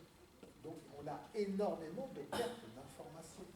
Et c'est fort dommage parce que quand on étudie un monnayage comme celui-là, mais on pourra en mettre des dizaines d'autres dans le même cas, la carte des trouvailles est extrêmement importante. Et donc notre trésor de Saint-Paulette-Caisson, enfoui lui aussi entre 1223 et 1245, donc même période, en réalité c'est même segment chronologique, hein, c'est une datation approximative, contenait 36 monnaies d'argent, et donc il contenait un denier d'argent.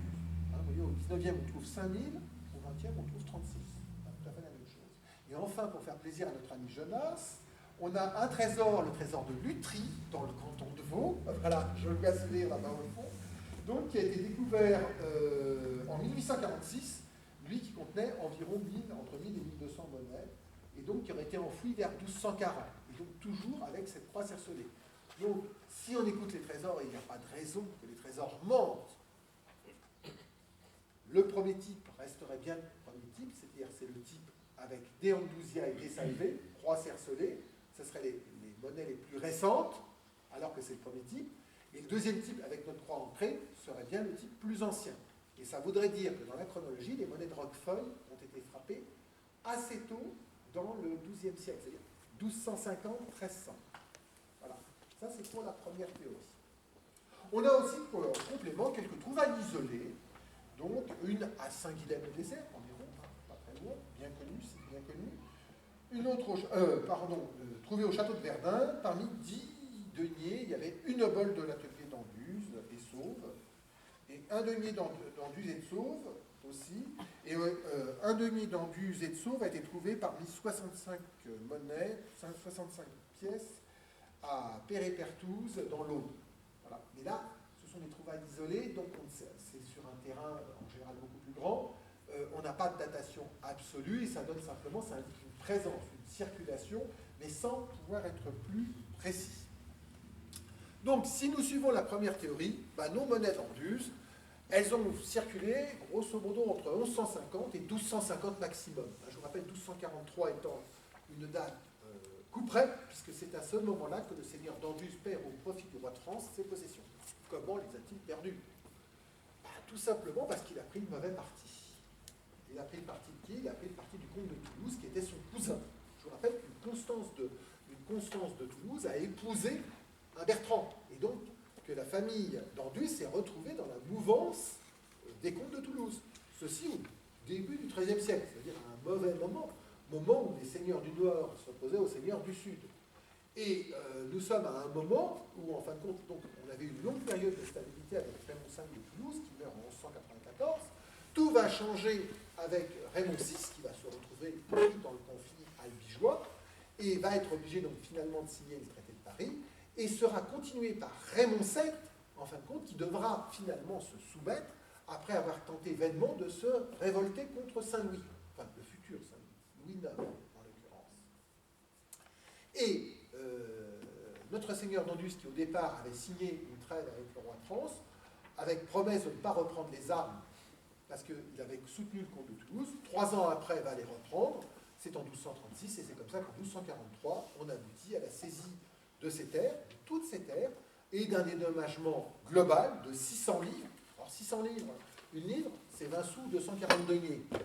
Donc c'est une très belle somme, c'est une somme importante, mais c'est rien du tout par rapport à toutes les possessions qu'il avait. C'est en quelque sorte un solde de tout compte pour dire casse-toi et n'en demande pas plus si tu ne veux pas avoir autre chose.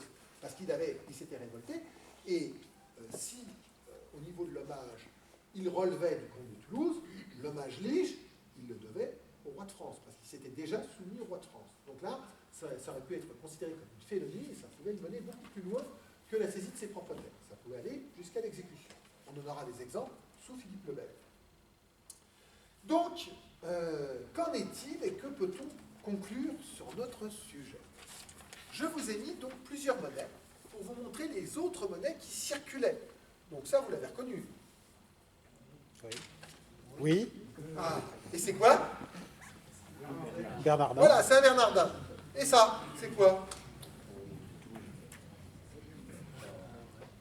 Allez, il y a un monogramme Pax. Je vous aide. C'est Toulouse. Voilà, c'est les comtes de Toulouse. Et ça, c'est le plus connu. Parce que ça, on en voit en quantité des milliers de pièces. On a eu de très gros trésors. Et vous voyez, l'aire de circulation dépasse très largement la région. Ça, je vous en ai mis 3. Parce qu'il y a 3... C'est le marquisat de Provence. C'est nos fameuses monnaies qu'on a vues au tout début. Et marquisat de Provence, elles sont au nom de Raymond. Donc il y a des... au XIXe siècle, on distinguait Raymond V, Raymond VI, Raymond VII. Aujourd'hui, on est plus sur un Raymond V, Raymond VI et Raymond VII. Mais en attendant, en fonction des croix et de la typologie, et c'est ce type-là qui est copié sur les comtes de Tripoli, qui viennent directement des croisades, qu'on base une partie de notre chronologie. Et pour Marc Bompère, dans le texte de 1265, concernant les Olymes et concernant les Raymondins et les Bernardins, ce ne serait pas Roquefeuille qui serait à considérer, dont le monnayage était fort rare, mais ces fameux Raymondins de Provence. Et alors ça, je n'y avais pas pensé du tout en 2009. Donc c'est une piste nouvelle, c'est-à-dire, alors ces monnaies-là n'étaient pas du tout fabriquées, alors, par contre, à Sommières. Hein, elles sont fabriquées de l'autre côté, nous sommes de l'autre côté du Vivarais, elles sont fabriquées de l'autre côté du Rhône. Donc il y a une partie du texte qui serait, à ce moment-là, à revoir. En revanche, est-ce que la chronologie que je vous avais donnée il y a 10 ans tient encore? Je vous rappelle cette chronologie. On était parti sur plus d'un siècle au départ, et j'avais terminé en disant que ces monnaies avaient été frappées, grosso modo, entre le tout début du XIIIe siècle, l'extrême fin du XIIe, et 1243. C'est-à-dire ont été une circulation, peut-être même après 1209. La main du 1209 est importante. Donc sur une trentaine d'années seulement, de type, et sur une trentaine d'années. Si les trésors ne nous donnent pas plus de précision, puisque la plupart des trésors que nous avons sont du deuxième type, c'est-à-dire la croix cercelée, grosso modo 1223-45, ça colle tout à fait avec notre hypothèse, les premières pièces à la croix ancrée auraient été frappées entre 1150 et 1200. Donc irait à contrario cette hypothèse. Mais en revanche, pourquoi deux monnayages successifs est quand même relativement important pour les croix ancrées? À partir du début du XIIIe siècle, une guerre, on parle toujours de guerre religieuse, cette fameuse croisade des cathares, hein, donc on a, disons, si on peut dire, à la fois sublimé, étudié, contrecarré. C'est une guerre religieuse, c'est pour éteindre une hérésie. Et si tout simplement, ce n'était pas une guerre économique.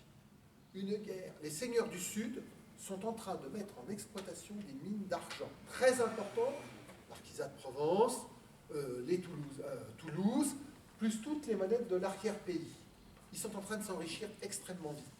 En plus, ils regardent... Ah, frère, est-ce qu'on pourrait revenir sur une carte plus ancienne, tu sais, une des toutes premières? Parce qu'il y a un autre truc qu'il ne faut pas oublier. Ça va être la première ou la deuxième. Voilà. Non, encore avant. Oui, voilà, celle-là c'est bien. Non, même plutôt la suivante, je préfère parce qu'elle est mieux encore. En effet, nos seigneurs, d'un côté, donc, regardent d'un côté vers la Marquisa ici, mais surtout regardent vers le sud, vers l'Aragon. Rappelez-vous qu'au moment où ça va aller très très mal pour le comte de Toulouse, le seul qui va venir à son secours, le grand seigneur du sud qui va venir à son secours, bah, c'est justement ce fameux roi d'Aragon qui venait de battre les morts et qui va trouver la mort lui-même à la bataille de Muret en 1216. Et donc, en réalité, à un moment où Philippe Auguste est pris dans un conflit, lui, très compliqué, parce qu'il a été excommunié, il faut se le rappeler, il n'a pas pu participer à une croisade qui aurait dû avoir lieu en 1204, ce qu'on appelle la quatrième croisade ratée, qui amène à la constitution de l'empire de latin de Constantinople. Il a un mariage qui a été annulé avec Inès de Danemark, et il est excommunié. Donc il a laissé les seigneurs partir, les seigneurs du Nord partir, faire le boulot à sa place en 1209. Car c'est le roi qui aurait dû conduire cette croisade. Et en réalité, ça pourrait très très bien être une guerre à la fois religieuse, on se sert du religieux pour faire des guerres, mais en réalité ça cache le contexte économique, c'est tout simplement pour s'approprier les richesses des autres et prendre possession de leur terre. Et c'est ce qui va se passer. Et en réalité, la grande puissance, la très grande puissance, qui était la dernière grande puissance du sud, de cette région sud, le comte de Toulouse, va y perdre son âme, puisqu'en réalité, il va être déshabillé entre le traité de Paris de 1229 et le mariage de la dernière fille, la fille de Raymond VII, avec Alphonse, et donc le rattachement après la mort de ces deux cohéritiers en 1271, définitif du comté de Toulouse, ce qui permet une forme d'unification du territoire. Et ça, moi, j'y avais pas pensé du tout en 2009, et c'est un aspect aujourd'hui qui n'est pas à négliger. Alors aujourd'hui, les historiens économiques, et certains du Bismarck qui leur le pas, pour les monnaies antiques, mettent tout sur le militaire. Le principal représentant de cette école est François de Calataille, où il explique carrément que la monnaie, c'est fait pour une seule chose, c'est fait pour financer la guerre. Sans aller jusque-là, parce que la monnaie répond aussi à des besoins économiques, surtout que pour les monnaies grecques, nous sommes sur des grosses monnaies, souvent à fort pouvoir d'achat, même si le denier a un pouvoir d'achat important, il n'a pas le pouvoir d'achat d'un tétradraque. En attendant, l'effet militaire et guerrier n'est pas à exclure et peut faire partie, peut être rajouté aux différentes causes déjà évoquées. Conclusion. Je vous donne rendez-vous dans 10 ans. Peut-être que ça aura encore un petit peu bougé. Ou est-ce que je vous raconterai les mêmes choses? Je n'en sais rien. Mais en attendant, c'est un sujet extrêmement intéressant. La seule chose qui a évolué depuis 10 ans, à votre avis, c'est quoi? Depuis qu'on a parlé la première fois, alors c'est pas à cause de moi, hein, je vous rassure. J'y suis, même si indirectement je peux être responsable, mais c'est pas ça. C'est que le prix des monnaies d'Angus a monté. Les monnaies qui étaient extrêmement courantes et qu'on trouvait... Alors, je vous rappelle que dans le Boudot, ce sont des monnaies qui sont cotées 3 et 5 francs or. Bon, les monnaies courantes, ça vaut 1 franc, hein, avant 1914. 3 à 5 francs, c'est un petit peu plus rare. Le bol est beaucoup plus rare, 20 francs. Hein. Mais en attendant, c'était des choses qu'on voyait. Aujourd'hui, les monnaies valent beaucoup plus cher qu'hier. C'est-à-dire que les gens se sont mis à les regarder, et autant Melgueil, vous en trouvez encore autant que vous voulez. Et là, il y a toute une étude à faire typologique qui est très importante parce qu'en réalité, on croit que c'est un monnayage uniforme qui n'a pas bougé. Ce n'est pas vrai du tout. Il y a plusieurs types, il y a de multiples variantes. Et c'est très intéressant au niveau de la constitution des poinçons de légende, car ce sont des monnaies fabriquées par poinçon.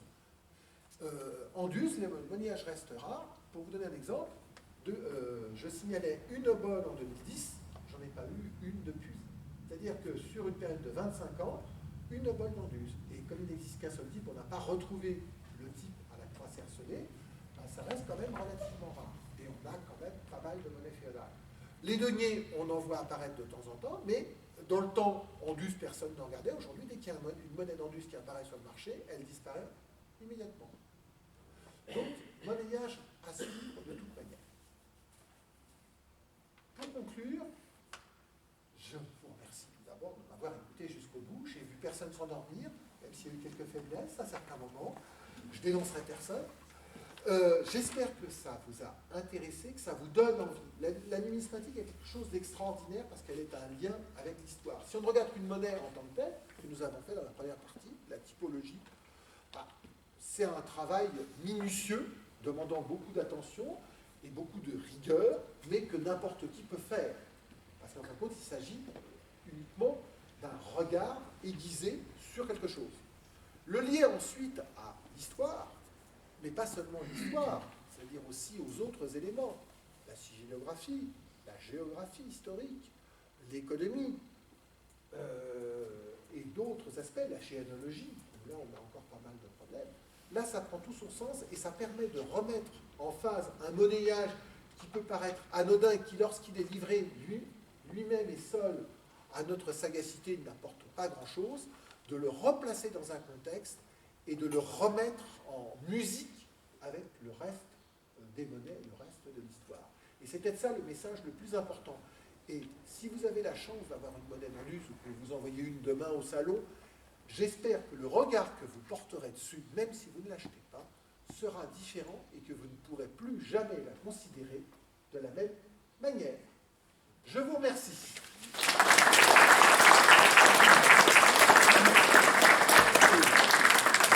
J'attends vos questions, vos commentaires ou vos critiques. Oui, monsieur le président. Je voudrais revenir au globule que l'on trouve dans le premier cadran de la monnaie. Oui, d'accord. C'est sur la croix. Voilà. Voilà. Là, on l'a là. Donc, il est présent ou il est absent. Et lorsqu'il est présent, ça peut être un globule circulaire, ovoïde, orienté suivant la bisectrice ou en travers. Donc, manifestement, ce n'est pas des défauts. Ce sont des tirages différents. Des points, au moins des points. Voilà, c'est des points. Sinon des émissions. Des points différents. Voilà. Donc, c'est quand même relativement inquiétant, parce que sur le bol, c'est pareil. Oui. On a exactement sur le bol, avec ça, ovoïde, globulaire, etc. La seule chose, c'est que 100, c'est beaucoup plus rare. Au musée de Montpellier, c'est là où il y a la plus belle collection, dans la collection Ricard en particulier. C'est là où il y a plus de pièces. Et le type 100, le globule ou 100, l'olive, comme on l'appelle parfois, et quand même se rencontre moins souvent que le type avec le. Alors, la théorie, ça, en effet, c'est une différence de poids, ou au contraire, une marque d'émission pour marquer, et ça, on a le cas, on en aura énormément au XIVe siècle, avec l'apparition de points secrets, ou de différents qui apparaissent dans le champ. Mais que l'on n'a pas avec l'autre type. L'autre type, on a beaucoup moins de monnaie. Donc ça, c'était la première chose. Et puis la seconde que je voudrais peut-être rajouter, c'est qu'au niveau des textes, dans la région, ici, sous la dépendance des seigneurs d'Andus, lorsqu'on a des monnayages qui sont exprimés, c'est-à-dire soit des ventes, soit des redevances, soit etc. Donc le musée de denier Bernardin est annoncé, mais généralement avec d'autres deniers, c'est pas, même à Andus, on ne paye pas exclusivement en denier Bernardin, et surtout avec le denier mélégorien qui est presque systématiquement ajouté, quelquefois avec le puits, parce que comme il est bien de moindre valeur, il peut faire des sommes beaucoup plus petites. Hein, une bolle de puits vaut à peu près la moitié ou le quart d'une bolle. Voilà, le quart d'une bolle de Mélégorien. Bon, donc, et on voit cette juxtaposition. Donc, même dans la seigneurie, les autres monnaies circulent. Il faut que les gens soient bien conscients de ça. On n'a pas que les deniers. Non, c'est vrai, j'en ai pas parlé. Et en revanche, cette monnaie-là, on a la plus grande ordonnance, vraiment qui est citée tout le temps et que, dans à peu près, chacun connaît, c'est l'ordonnance de 1315, qu'on appelle l'ordonnance des barons, qui est en fin de compte un état des lieux de ce qui circule encore et de ce qui existe et ce qui a le droit de circuler en 1315, c'est-à-dire pratiquement à la mort du règne de Philippe IV, sous le règne de Louis X le Hutin, et les Bernardins ne sont plus cités. Ça, c'est ça qui est important. Le dernier texte, alors je ne vous ai pas parlé, il y a plusieurs chartes que j'aurais pu vous citer, en effet. La charte la plus importante, parce que là on la complète, mais marque nous en a redonné un certain nombre. Je crois qu'il a au total 17 textes. Et c'est pour ça, je pense, il est chartiste, donc il manie le latin, et c'est un latin qui n'est pas facile, qui semble beaucoup plus avatardie que du latin classique, mais qui en réalité recèle parfois certaines variantes de langue et d'écriture qui peuvent faire un contresens vers ce qui s'est souvent passé. Et on a repris les textes, on les a étudiés en cours, mais là, je n'ai pas voulu alourdir, parce que déjà pour moi qui essaye d'un petit peu, c'est pas facile, alors là je peux vous dire que pour pas mal de monde, ça serait vraiment du latin. Et semble montrer que justement, on en parle et on mélange souvent avec le Mégorien, mais aussi les Raymondins de Provence. C'est ça l'important. Et pas du tout, enfin du moins chez nous, pas du tout avec la monnaie de Toulouse. Voilà. Toulouse, totalement absente de nos... Voilà. Les échanges de nos comptes. Voilà, parce que les Raymondins, ce type-là, en fin de compte, le type que vous avez vu avec la Pax, on l'appelle aussi un Raymondin en toulousain. Mais en réalité, il ne passe pas. Non, il passe pas. Il n'arrive pas jusqu'ici. Ici, c'est les... Alors que de l'autre côté du Rhône, c'est les Raymondins de Provence, du Marquisat. Ça, c'est ça le... Et moi, je n'avais pas du tout pensé à ça, parce que moi, je pensais que le Rhône était une frontière infranchissable et que donc, il y avait cette partition avec deux types de monnayages différents. Oui, s'il vous plaît, vous avez parlé au début du pays d'Indus pour le pays Qatar. Est-ce que vous... Non, surtout pas. J'ai mal compris. Voilà, non, c'est pas un pays Qatar. J'ai parlé de la croisade des Albigeois. Qatar, en fait, c'est une fausse expression qu'on ne devrait pas employer. C'est une aberration, en quelque sorte, moderne, qu'on essaie de recoller et qui, en plus, se vend très très bien économiquement, à tout point de vue aujourd'hui, qui est très à la mode. Non, je parle, en général, quand je parle, j'évoque l'ensemble Qatar, mais en réalité, il faut parler de croisade albigeoise. Et c'est uniquement ça. Et c'est une croisade qui est voulue en 1209, après l'assassinat du nonce apostolique, qui voulait prononcer un interdit sur la région parce que le comte de Toulouse ne voulait pas se soumettre au pape, il voulait garder son indépendance, en réalité il ne voulait pas condamner. On va avoir cette croisade, c'est-à-dire cet ensemble punitif de seigneurs du Nord qui vont descendre parce que le roi de France ne peut pas mener la guerre lui-même. Le roi lui-même est interdit, en fin de compte. Et son interdiction va durer longtemps. C'est une période très importante. C'est la période, en fin de compte, où le roi de France Philippe Auguste est en train d'essayer d'établir, avant Philippe le Bel, une sorte de monarchie centralisée. Il lutte à la fois contre le duc de Normandie et à la fois contre l'empereur germanique, et il essaie de s'émanciper. C'est ce qu'on appelle la naissance, entre guillemets, du gallicanisme, c'est-à-dire le roi est maître en son royaume, même si la France est la fille aînée de l'Église. Le roi décide chez lui.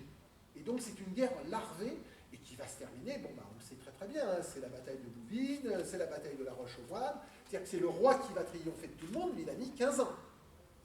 Et en réalité, il se sert des autres et de son fils, le futur Louis VIII, qui régnera très peu de temps, pour faire le sale boulot à sa place. Voilà. Oui. Oui, on a longtemps cru qu'Anduse partait de monnaie, puisqu'il y a une rue qui s'appelle la rue de la monnaie.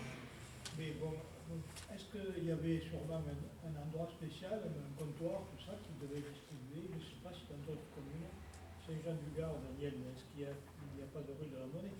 Donc, je sais que je connais la petite ruelle, là, justement, j'avais été la voir, mais c'est pas parce qu'on a une rue de la monnaie. Alors, rue de la monnaie, ça peut être rue des changeurs. Voilà. Là, ça peut être... la rue des changeurs. Voilà. Il y avait un marché, une foire extrêmement importante à Anduse, mais c'était la rue des changeurs. Voilà. Il n'y a pas de grand marché sans changeurs. il y avait une circulation. Donc...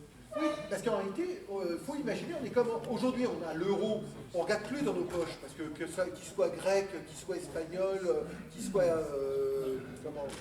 pas anglais, puisque nos amis anglais vont nous quitter, mais de toutes les autres monnaies de l'Europe, on ne fait pas attention parce que c'est la même monnaie, elle pèse le même poids, elle a le même titre, elle est aussi moche les unes que les autres.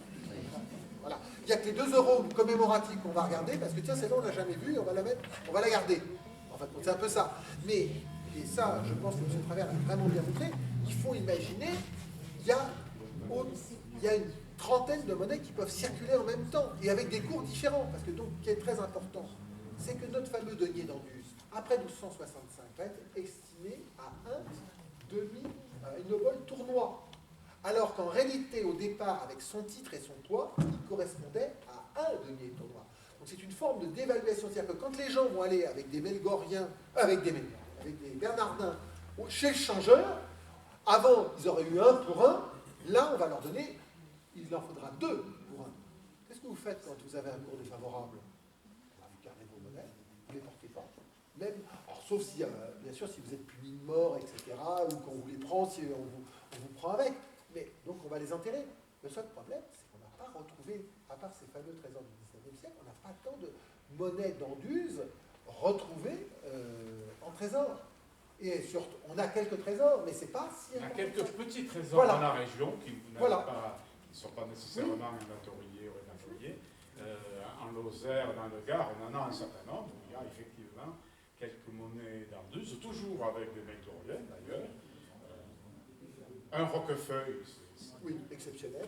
extraordinaire, mais il y a un certain nombre de... Oui, et qui remonte assez haut, puisque la carte de répartition des monnaies, à part le trésor suisse, qui est pas une aberration, mais qui est vraiment une extension, peut-être un trésor de commerçants qui est parti, ça remonte, l'axe remonte jusque dans la Haute-Loire, jusque dans le Forez. Ça, c'est quand même très intéressant. C'est un axe qui suit, en fin de compte, tout le massif, une grande partie du sud du massif central, qui n'était pas l'axe de pénétration. Alors qu'on pourrait penser qu'on va le trouver vers le sud, par exemple, en descendant. On ne le trouve pas sur la carte que je vous ai montrée tout à l'heure de la diffusion de l'île d'Orient.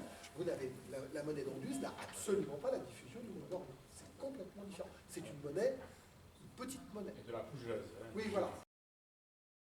Absolument. C'était les grands monnayages, mais en général plus tôt. C'est-à-dire plutôt du 10e au début du 13e siècle. Et les monnaies ont tendance à disparaître. Donc, à mon avis, enfin, d'un point de vue économique, il a dû trouver, il y a une exploitation, et quand vous voyez les monnaies, quand vous les avez en main, les monnaies d'Anduze sont de très... À part les dernières, les croix cercelées, là, l'argent est moins bon, et c'est ce qui peut faire pencher, en effet, que ce soit les dernières monnaies, parce que le titre a peut-être baissé. Mais les premières monnaies à la croix ancrée sont, avec 298 yens, vous en avez pour votre argent, elles sont bien blanches. Donc les monnaies étaient certainement blanchies, ou provenaient de mines, dont les sources argentifères étaient de bonne qualité. C'est important aussi de le dire, ce qui n'est pas forcément le cas pour les tout droits. Oui, je crains le pire. Non, pas du tout. Parmi les modèles de Bernardin, aujourd'hui, ce soir, tu nous parles de modèles à croix cercelée. Alors que souvent, elles sont appelées à croix nélée. Nélée aussi, c'est les deux noms. Cercelé ou nélé, c'est la même chose. Est-ce que tu as la définition de nélé? Parce que c'est un mot. J'ai pas la définition. Le mot nélé. Je ne comprends pas. Pour Alors, moi, c'est une erreur au départ typographique, parce que c'est une croix nélée. oui, alors c'est pour ça que moi je ne l'ai pas employé. Vous avez vu, j'ai parlé tout le temps de croix cercelée, parce que c'est le terme que l'on trouve, et on le trouve une fois dans un texte, dans une charte de 1198, qui parle de cercelée pour la croix. Mais est-ce qui pouvait pas faire penser justement à une datation haute, et premier type au deuxième type, mais nélé, moi je ne l'ai jamais vu. Et il n'y a pas d'explication. Cercelé, on peut trouver la définition. Mais nélé, Non, ça je sais. n'existe pas. Vous J'ai- pouvez aller dans les, comment dire, dans les grands dictionnaires et tout ça. Ça n'existe pas. Alors il faudrait peut-être aller Alors, voir. ça sort. Moi, je suis étonné que les numismates ne soient pas intéressés à ça. Or, en général, les numismates vont regarder. Il y a, en général, quand on veut vérifier une information de ce type, on va dans l'un des grands dictionnaires qui date du XVIIe siècle, et quand même, qui reprend énormément de choses, c'est le dictionnaire de Furetière. Et je n'ai pas été vérifier le dictionnaire de Furetière, mais je sais que souvent, et je l'avais employé en 2009 et je ne l'ai pas employé ce soir. Voilà. Le terme nélé, enfin, on retrouve des croix nélées sur les croix discoïdales. D'accord. On a quelques exemples, assez rares, mais on en a. Et les archéologues utilisent le terme de croix nélée. J'ai jamais eu la curiosité, effectivement, de chercher Voilà. Donc ce soir, tout le monde est dictionnaire. Il y aura interrogation écrite demain matin. Pour revenir sur le nom rue de la Monnaie, Monsieur Clément signalait que ça pouvait être comme étymologie via munita, c'est-à-dire en fait pavé, et que ça n'avait rien à voir, qu'après il y avait eu confusion, comme souvent en étymologie, et qu'on était parti sur rue de la Monnaie, alors qu'en fait au départ c'était simplement rue pavée. Voilà, c'est une explication qui donne dans... C'est Pierre Albert qui avait dit ça? Pierre Albert Clément Oui, qui avait dit ça? oui, il dit ça dans ses écrits, dans ses voix, là, les chemins en Languedoc. Oui, oui, oui. Moi, J'ai monté la monnaie, la rue du Changeur. Voilà, c'est ça, parce qu'on a d'autres cas où il n'y a pas de monnaie. Bon, il y a des rues de la monnaie où on avait la trace d'un atelier monétaire au XVIIIe siècle, mais souvent, quand on a la rue de la monnaie, Vous avez une rue de la monnaie. voilà, et souvent, ça s'adresse aux changeurs, et souvent, pas trop loin, on a le puits aux juifs ou le quartier aux juifs, etc. Parce que souvent, les changeurs arrêtaient, ils mettaient tout le monde dans le même sac. Ce sont soit des Lombards, soit justement des juifs. Ils se regroupent là parce que le quartier est un petit peu isolé par rapport à... Mais bon, après, j'ai pas d'a priori là, à ce niveau-là. Et alors, c'est une question. Est-ce qu'aujourd'hui, avec le fameux cyclotron ou je ne sais pas quoi, on peut connaître l'origine des métaux? Alors justement, on en parlait encore hier soir avec Sylvia Nieto-Pelletier, qui est la responsable aujourd'hui, donc c'est elle la responsable de ce service du cercle Ernest Bablon à Orléans, et on peut pas. On arrive à analyser complètement une monnaie avec ce qu'on appelle les éléments traces, c'est-à-dire les éléments, une composition métallique permet d'avoir le titre majoritaire, c'est-à-dire soit argent, soit cuivre, soit plomb, soit zinc, ce que vous voulez. Et ce qui est le plus intéressant, c'est les éléments traces, c'est-à-dire comme l'arsenic, par exemple, ou le platine, pour certaines monnaies, qui vont permettre de déterminer quelque chose. Donc, quand on a ça, on sait que les monnaies ont été fabriquées viennent d'une même source, mais on n'arrive pas à coller la mine encore. Parce que malheureusement, il faudrait qu'on ait l'état de la mine à l'époque et qu'on sache où était le filon. Et qu'on tombe sur ce filon et qu'il y ait encore les mêmes éléments. Donc là, ça fait beaucoup de... On a essayé, hein, il y a eu à une époque, il y a une vingtaine d'années, on pensait le faire pour les monnaies gauloises avec l'or du Limousin, le fameux or du Limousin. Et on avait les monnaies en or, donc soit Picton, soit Lémovis, soit Centone, donc qui sont les monnaies de la région. Et en fin de compte, l'ingénieur CNRS qui avait commencé avec une numismate à faire ça, ils ont laissé tomber très très rapidement. Parce que ça ne permet pas vraiment d'obtenir. En revanche, aujourd'hui, par exemple, et ça c'est important, quand on a certaines monnaies avec des platinoïdes, ce qu'on appelle, je ne suis pas du tout, ma science et pas du tout métallifère, parce que je ne suis pas du tout de formation, c'est une science apprise dans les ouvrages ou au contact de collègues, mais prouve que par exemple certaines pièces, quand on a ces présences, c'est de l'or américain, donc qui ne peut provenir qu'après le 14e siècle, 15e siècle, et donc si on les trouve sur des monnaies antiques, bah, ça vous indique que automatiquement c'est des faux. Voilà. C'est un des éléments discriminants qui peut permettre d'isoler, parfois, pas pour tout, mais qui peut permettre d'isoler. Oui? Pour revenir à la rue de la Monnaie en Lille, une des hypothèses serait qu'on ait donné ce nom à partir du XVIIe siècle, et c'est là que se seraient fabriqués les Rouennaises. Oui, mais ça, on en avait parlé hein, avec M. Travers, on était bien d'accord qu'il n'y avait pas... Hein, vous vous rappelez quand on avait fait l'exposé Ça, c'était encore voilà. très, très discuté. Oui, bon, les douzaines de Rohan, certains numismates locaux pensent que c'est à Nîmes qu'ils ont été frappés. Nous, on émet une hypothèse plus locale, mais qui ne serait pas à Anduze même, et qui serait au château à côté de Monoblé, là, je n'ai pas en tête le nom du château, parce qu'on a trouvé des flancs exacts, des carreaux, des flancs, etc., qui montrent que là, il y a une fabrication monétaire. Est-ce que c'est que la fabrique du flanc? Est-ce que c'est toute la fabrique? Comme vous disiez, la frappe peut tourner, c'est un peu compliqué, mais on ne pense pas que ce soit Anduze même. On l'avait évoqué, hein, je me rappelle quand on avait fait l'exposé. Oui, on l'avait évoqué. Voilà. En revanche, donc, René Vac, qui est membre de la Société française numismatique, va nous à retrouver les nouveaux éléments à la fois dans les archives, parce qu'Arnaud Cléran travaille actuellement maintenant depuis 20 ans sur les archives, et là il a été aux archives de Montpellier, il a retrouvé des éléments pour les pièces d'or, les écus d'or de Rohan à Nîmes, et là c'est vraiment Nîmes. Et il y aura une communication sur ce sujet-là, justement. Ça, voilà, tout à fait. Les écus d'or de Rohan à Nîmes, c'est... Voilà. Ben là, apparemment, c'est nouveau, donc ça sera la surprise. C'est vraiment nouveau. Ça. Voilà, ça sera la surprise. C'est pour ça que ça sera une des communications attendues à Nîmes. Oui? Pour la datation, avec les bulles qui ont été retrouvées, on a retrouvé une bulle de Bernard d'Anduze, qui est mort en 1223, avec la croix cercelée. Donc ça laisse à penser que la croix cercelée date de... Voilà, de et c'est pour ça que moi, j'avais collé, je pensais que cette croix cercelée était bien le deuxième type, et en fin de compte, on a la date de 1243 maximum. Si la croix cercelée, on peut arriver à coller un événement à 1223, et qu'on a la datation, rappelez-vous, pour les trésors, je vous ai donné des monnaies qui sont estimées entre 1223 et 1245. Il y a 1228, on a la charte de Voilà. Pierre Bermond Tout à fait. à Ganges. Donc, Mais ça colle pas à l'âge. C'est la théorie que moi j'ai redonnée à Marc Bonpère quand j'ai fait la prépa, que je vous avais donnée en 2009 et que lui, je lui avais pas donné puisqu'il n'était pas venu, il ne pouvait pas être là, mais que je lui ai redonné. Et là, lui pense vraiment l'inverse, c'est-à-dire que la croix ancrée est bien le type le plus ancien et que la croix cercelée serait le deuxième type, donc le type frappé, et frappé sur un laps de temps beaucoup plus court. Ça interroge quand même un peu, parce que c'est une monnaie, les deux types confondus, qui en gros, en termes de frappe, a 50 ans d'âge, Voilà, c'est ça. à peu près un demi-siècle d'âge, et qui Très est différent, de oui. type, bon, ça peut correspondre à deux seigneurs différents. Enfin, Oui. il faudrait reprendre les généalogies et voir un peu dans les dates, mais c'est... On avait pensé à un moment donné deux branches, puisque la Parce branche que Bernard l'Aîné, il est trop, Voilà, à trop mon avis, ancien. trop ancien. Trop ancien. Et d'autre part, si cette croix cercelée est une croix de type d'inspiration aragonaise, elle est automatiquement avant 1223. Parce qu'à partir après 1215, l'influence aragonaise va complètement disparaître et très très vite de la région. Puisque de toute façon, c'est le recul des Aragonais.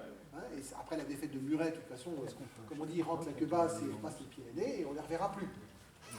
Donc voilà. Mais c'est pour ça, c'est pas encore. Il y a encore plein de choses, Plein de choses à découvrir. à découvrir et surtout à retravailler et à mettre à chaque fois en contradiction, en concurrence. Et il n'y a pas de vérité sûre et certaine. C'est pour ça qu'aujourd'hui, je suis venu avec beaucoup. J'avais plus de certitude il y a 10 ans qu'aujourd'hui.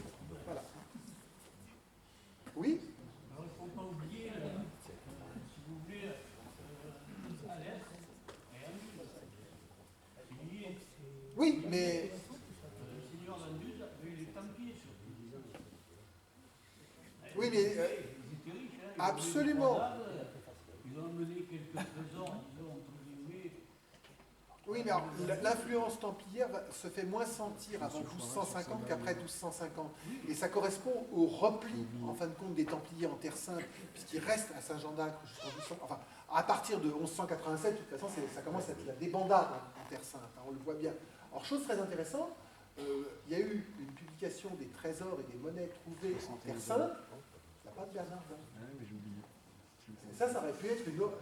Et ce qui aurait pu expliquer notre satrape de Sauve, hein, parce que prince et satrape de Sauve, ça peut être une explication. Mais donc, nos Templiers vont plutôt revenir en France et ailleurs, hein, parce que c'est un refus des Templiers, après 1250.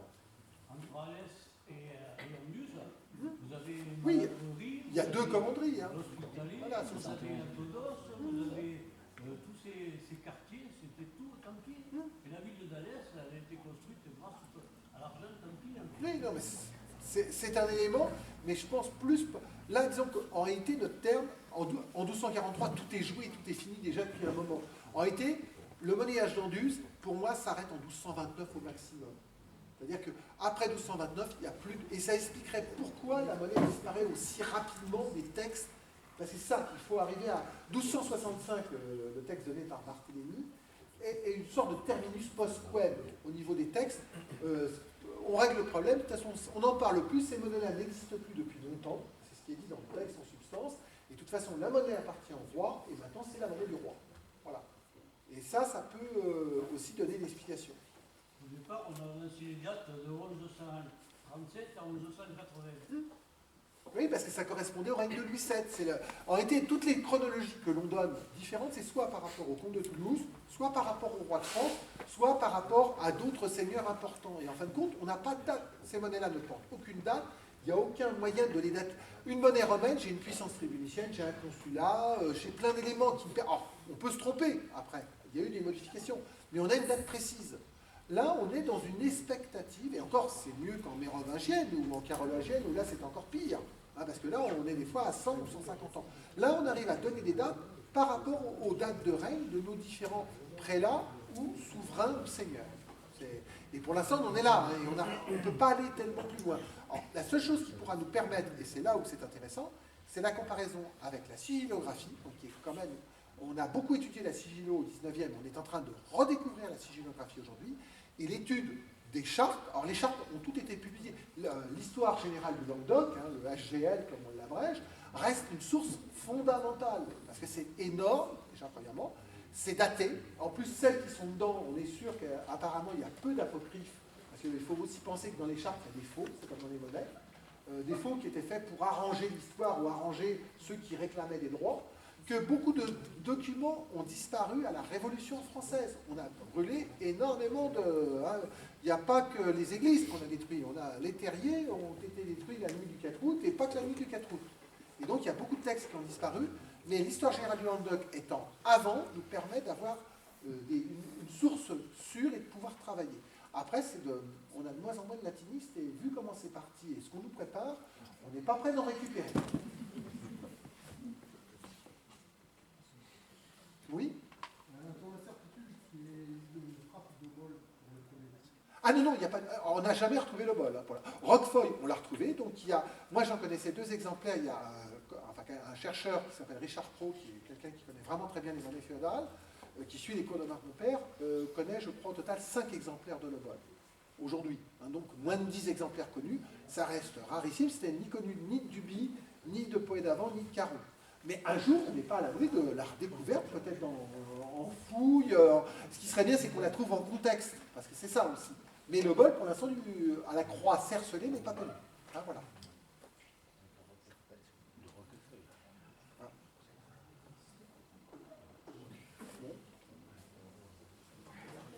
Eh bien, comme on dit en matière médiévale, fermez le banc. En tout cas, je vous remercie à tous. Alors, premièrement, de votre accueil, de votre intérêt. C'est rare d'avoir autant de questions, donc ça prouve que le public est intéressé, et ça peut sembler pouvoir prouver qu'au moins ce que j'ai essayé de vous présenter était au moins intéressant. C'est tout ce qui compte, et qu'il y a encore beaucoup de choses à découvrir et à travailler. Voilà. En tout cas, bonne soirée à tous. Merci.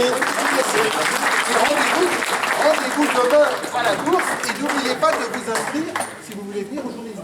Voilà. Vous êtes obligé à boire un verre.